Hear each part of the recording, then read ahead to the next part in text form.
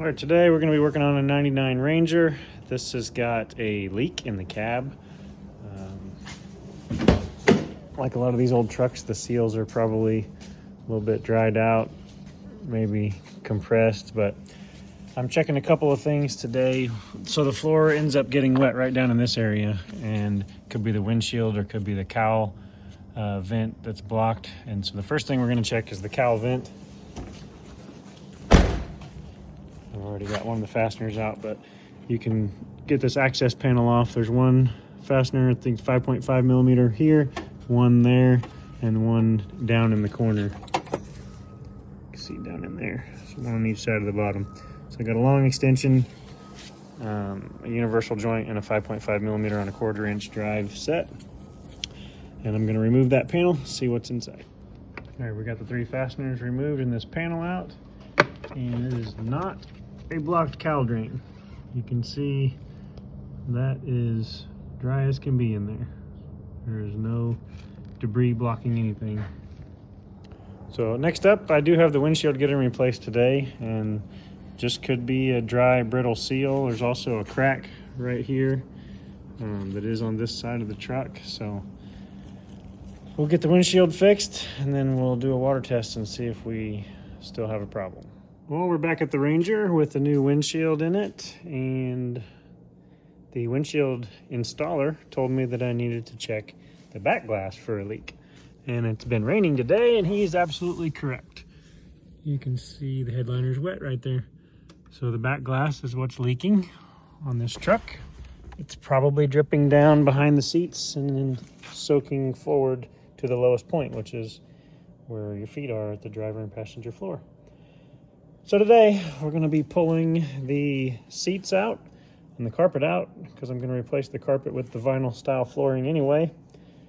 And then we will get access to everything we need to remove the back glass. It's held in by nuts and bolts. It's not a glue in. So we want to fold the seat forward to get access to the bolts back here. There's one right there.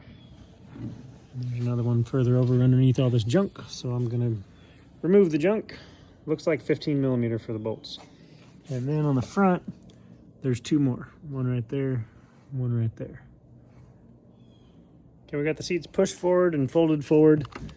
And then I'll remove these bolts. There's an electrical plug we need to undo also.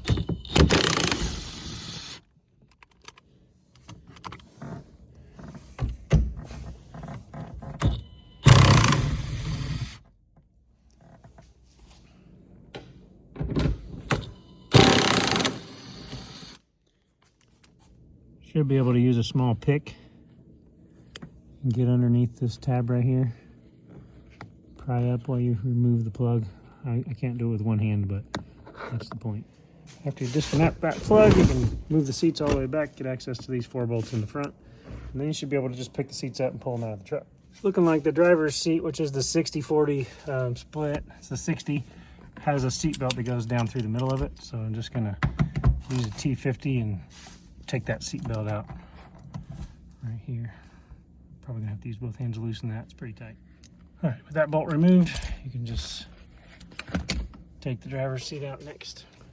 Okay, you got another T50 here for a seat belt, and then looks like some 5.5 millimeter 4 bolts in there. Take the jack cover off, and then hopefully we'll be able to get the rear of the carpet started to be pulled up.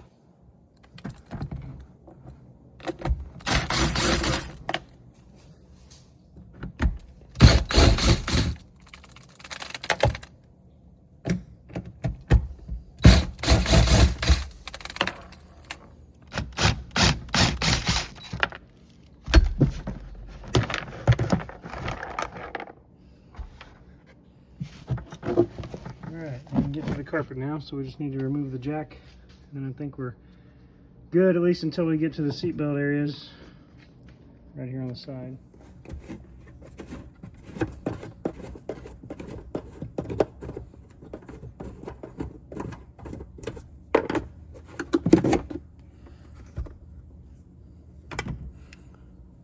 These look like about 7 or 8 millimeter.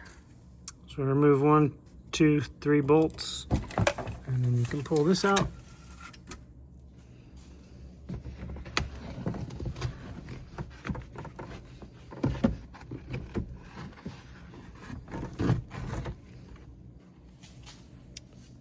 Carpet is wet right there. And go ahead and pull this side trim piece up. It's missing a couple screws. I think they're Phillips head. We'll take those out on both sides. Looks like there's 4. I think there's 4 screws in there.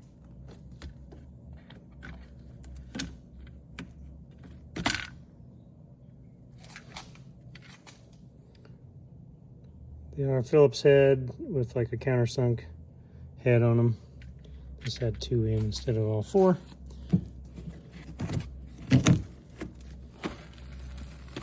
And the carpet goes out and around your seat belt brackets there, so it doesn't look like we need to take those out in order to get the carpet out. So I'll do the other side. We can continue to pull forward till we get to the shifter plastic, and I think I might end up just cutting around that, because right now I'm going to pull the carpet, and here shortly I'm going to put some vinyl flooring in. So I'm also going to pull the transmission out of this particular truck. It's got some synchronizer wear issues, I think. Kind of grinds a little bit going into gears. So I'll be pulling the shifter and all that in about a week or so. Today I'm just going to cut around probably and get the carpet out of the way so I can make for sure after I fix this back glass that there's no other leaks. If your truck's dirty like this one is, you can use a little pick to get in there and clean out the Phillips head of the screw head. Clean out the little crosshairs. So you got rust in them or rocks or whatever.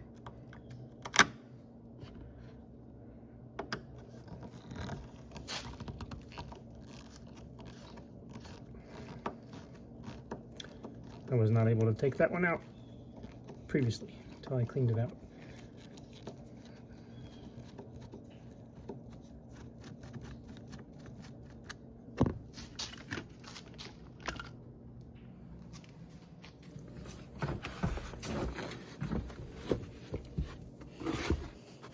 Be careful with that electrical plug where it comes through the carpet. Make sure you don't just go ripping the carpet out until you get that plug clear.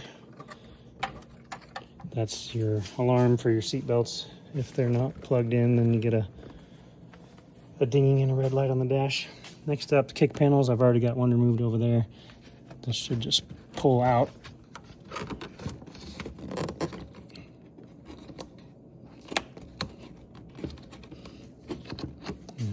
I need to pry out with that. So, and pull kind of down at the same time so I don't break it.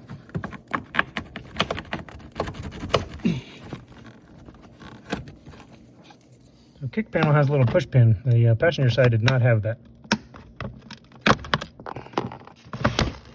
And it comes out.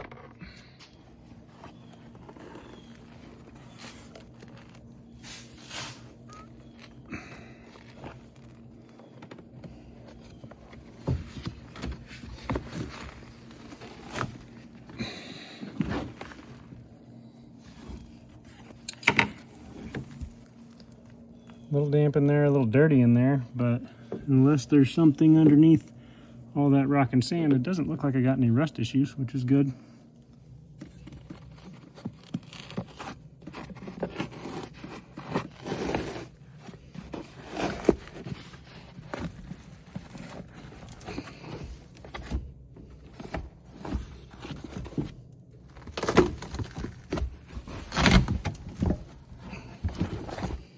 All right, I'm gonna go ahead and cut around the shifter stuff up here and pull this out. There's a couple more push pins, the Christmas tree style, directly under the seats, one on this side, one on that side.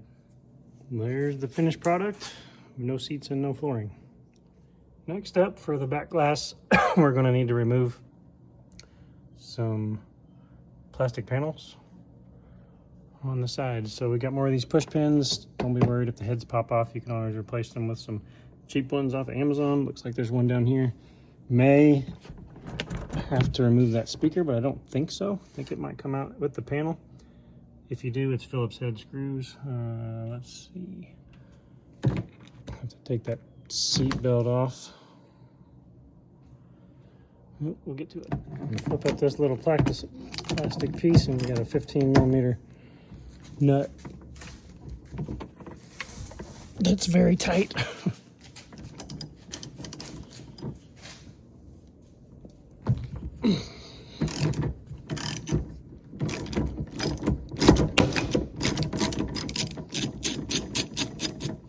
Got some blue Loctite on there.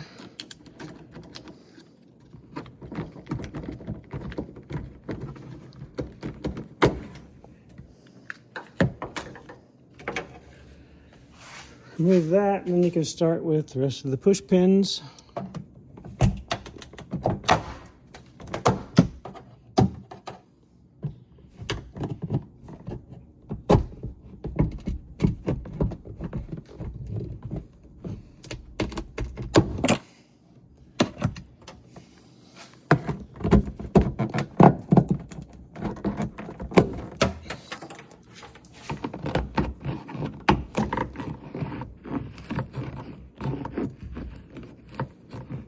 Might be a little more difficult to pry with there.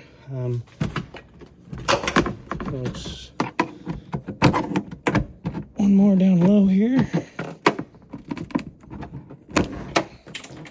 And then I'll work on this one with two hands, but that should be the last one. This slips out from underneath this other piece. Should be able to pull that panel off, and you'll have to unplug the speaker. The whole retainer and everything popped out of that one, so.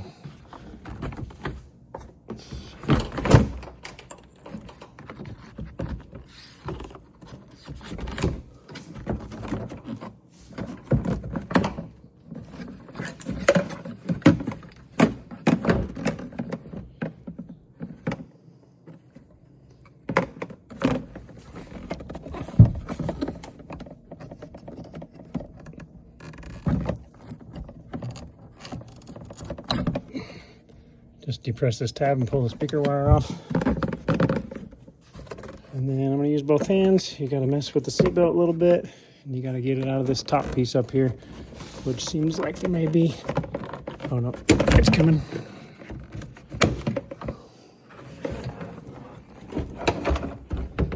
All right, got that out. Now you can see the fasteners, the nuts that are holding on that glass. We will have to move the headliner just a little bit, flex it, try not to break it, and get a wrench or something up in there.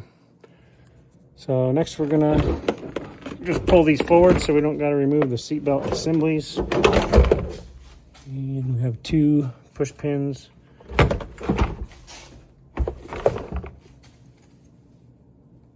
On the back panel there, and then we'll do the same process for the right hand side.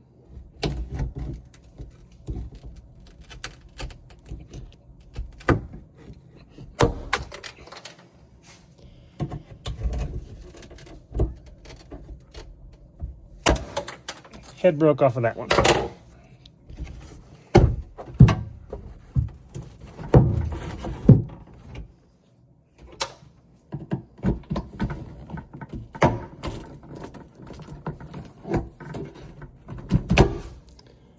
It's going too good. Couldn't get them all out without breaking something.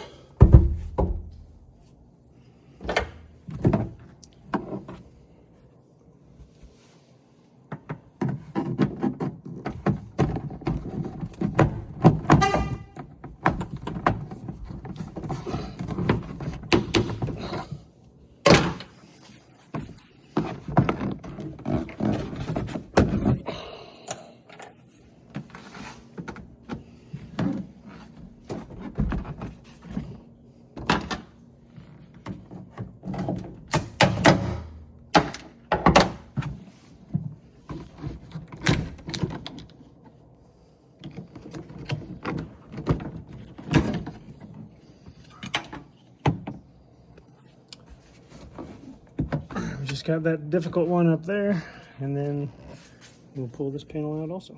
Gained access to the sides and the bottom of the back glass now. We're going to try to get some to the top. Phillips head screw in this coat hanger.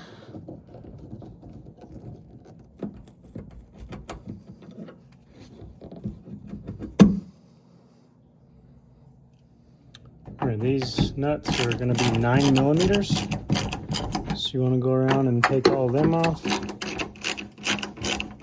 There is enough room to pry this headliner down and out just a little bit.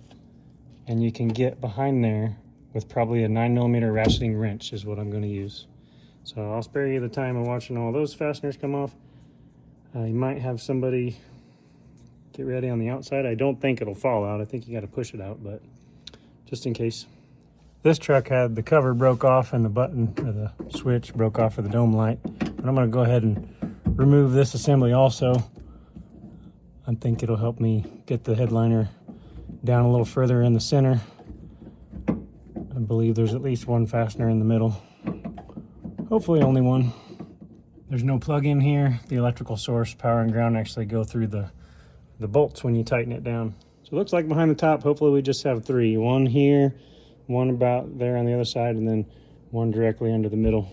So I'll get the last one, and then we should be able to start pushing this glass out the back.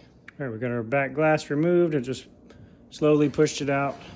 You can see the old butyl tape here. Since it's raining today, I can actually see where it was leaking. There's some areas where water is past the butyl seal right there for sure. Some over here in the corner. While we're here and I see residue of wetness around this light, I just want to make sure that that is sealing and it's not a leak also. So I imagine I can use the same butyl tape or some silicone. We'll see if it has a gasket back there, but it's probably the same butyl tape. Remove this rear brake light.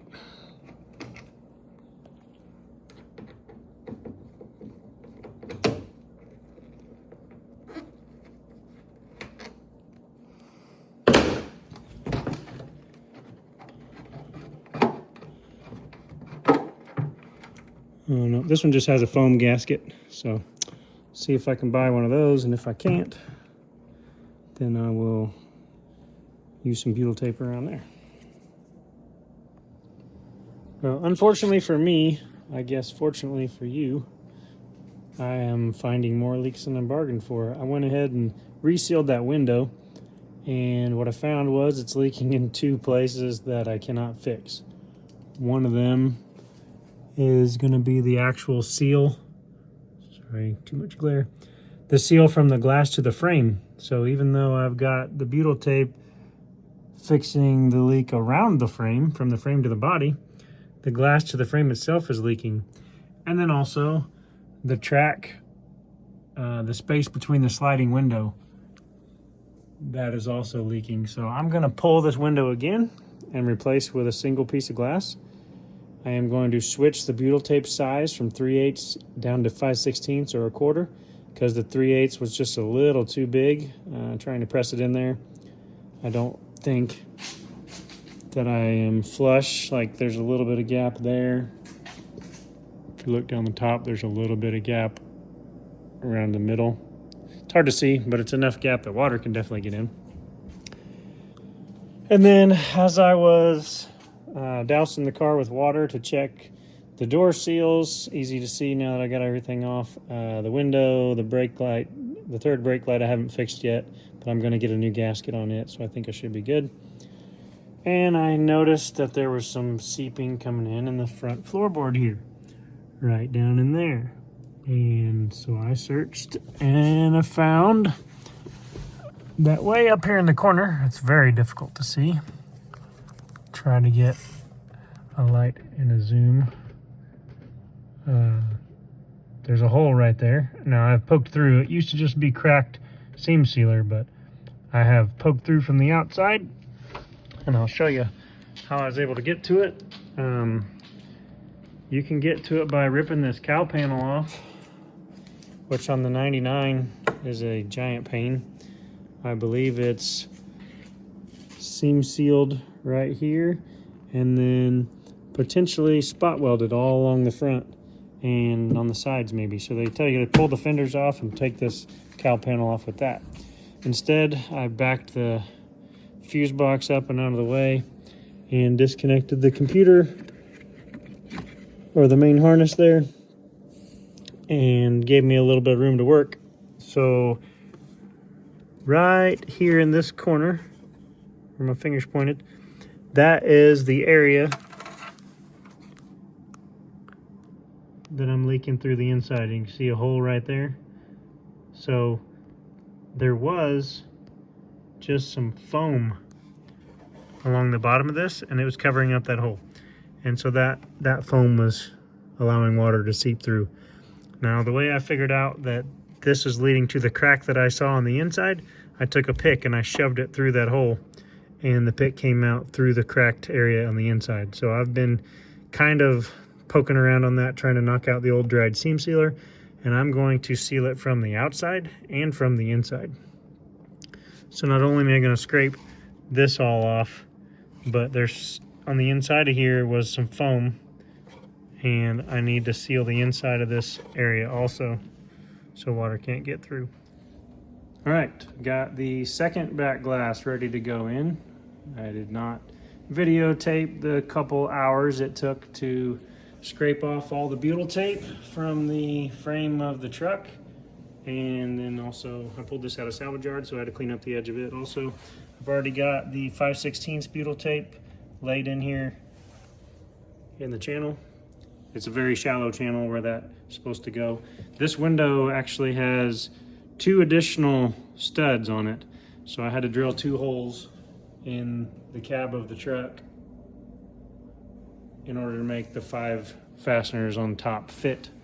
So it came out of a 2006 and is going in a 99. So I guess different years have different bolt patterns, but the rest of them, center in the middle, far right, far left, and the 3 bottoms and the 1 on each side, they all line up. So I want to press this in, get it tightened down. I did also replace the gasket on the 3rd brake light, and not too thrilled with how it fit. I still see a small gap here, and I know that the foam is underneath, but just for my own peace of mind, I'm going to throw a very thin bead of black silicone right there and then clean it up. Before I set this, I'm going to hit it with a heat gun just around the edge on that butyl tape. It is about 60 degrees in my garage, so warming it up should help it kind of flow a little better during the set.